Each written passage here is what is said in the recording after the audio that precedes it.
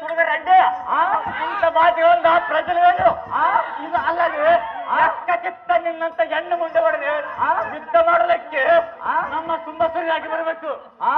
ನಾವೇ ಹೆಣ್ಣು ಹೊಡೆಯಲು ಯುದ್ಧ ಮಾಡಿ ನಾರಾಗಿ ಹೋಗಿ ನಾವೇ ಮನೆಯ ತಯಾರಿ